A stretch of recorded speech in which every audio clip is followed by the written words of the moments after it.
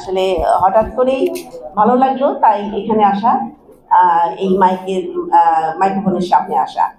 আমি প্রথমেই অভিনন্দন জানাচ্ছি বাংলাদেশ সিটিজেন পার্টি বিসিপি কে, যে তারা একটি দল গঠন করে সুন্দর একটি স্লোগান দিয়ে এবং দলের মূলনীতি ঠিক করে তারা এগিয়ে চলেছে। এবং এটা 1918 সালে 1 ডিসেম্বর এটা গঠন হয়েছিল এবং হয়তো হাঁটি হাঁটি পা করে আস্তে আস্তে আজকে এই বৈষম্য মুক্ত বাংলাদেশ, নতুন একটি বাংলাদেশে তাদের অগ্রযাত্রা আরো বেশি গতিশীল হবে, এই আশাবাদ আমি ব্যক্ত করছি। কারণ আসলে আমরা আসলে সবসময় যারা সাধারণ জনগণ আছি তারা কিন্তু সবসময় চেয়েছি দুটি যে পক্ষ আছে, দুটি যে দল আছে, বড় দল আছে, এর বাইরে কিছু হোক। কারণ দুটি দল আমরা দেখেছি প্রায় একই রকম, হয় দুজনেরই কিন্তু দেখবেন যে আওয়ামী লীগ সরকার নাই, কিন্তু কোনো কিছু কি খালি আছে দেখেছেন? সব কিন্তু দখল হয়ে গেছে। কারা করেছে দখল? আরেকটি দল, তাই না? তো দুজনে কিন্তু মুদ্রার এপিঠ ওপিঠ। তো আমরা এই বিষয়টি থেকে মুক্ত হতে চাই।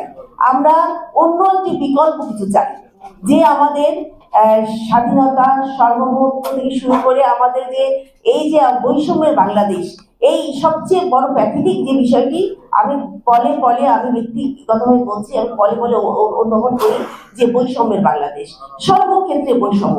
আমরা চাই এই বৈষম্যহীনতা। জনগণ আজকে চাচ্ছে বৈষম্যহীনতা, সমতা চাচ্ছে।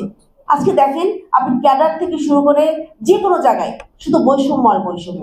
আজকে কারা আছে দেখেন, আজকে পুলিশ এবং প্রশাসন যাদেরকে উপরে ভর করে যে কোনো গভর্নমেন্ট টিকে থাকতে চায়, তারাই কিন্তু দেখবেন যে সবকিছু পায়, সব সুবিধা তারা পায়।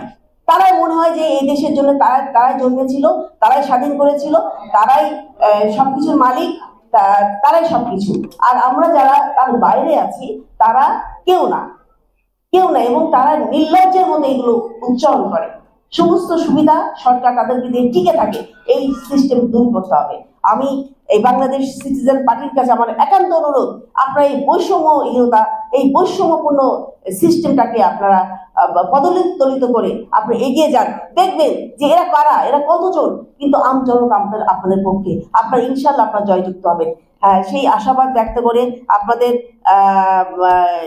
একেবারে 100 মাইল স্পিড আপনারা চলেন। কারণ